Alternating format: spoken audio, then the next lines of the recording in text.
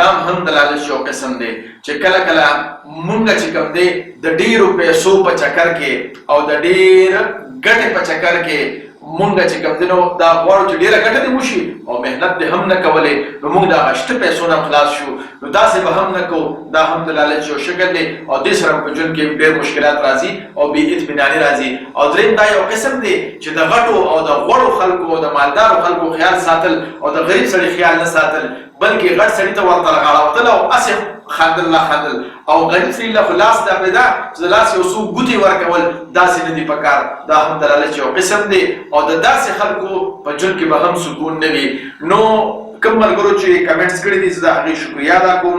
مهران شارور یو جهان مننه، خوشحاله ودان آباد اوسئ.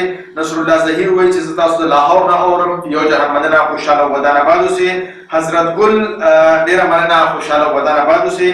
الله مکرم شارور سلام کړي د دوبۍ نه، مکرم شارور یو جهان مننه، خوشحاله ودان آباد اوسئ. او دا مسافري د خدای پاک زر تر زره لنډه کړه او په خپل وطن د خدای پاک د ډېرو حق او حلالو پیسو سره او د خپل مور پلار سره او خپلو وروڼو خویندو بچو سره دی میلاو کا.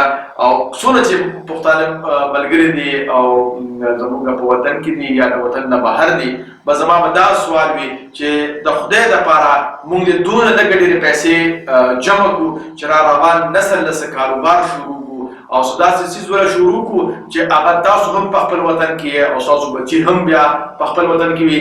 دا نه چې تاسو مسافري کوئ او سبا بچي مسافري کوي بلکې کم از کم تر روان نسل خو د مسافرۍ نه بچ کړو. ډېره مننه، خوشحاله ودان آباد اوسئ، بریالي اوسئ. د لوی الله په امان. د خدای دپاره پښتنو ځانونه وپېژنئ، ستاسو دپاره خو به ځان له پیغمبر نه راځي.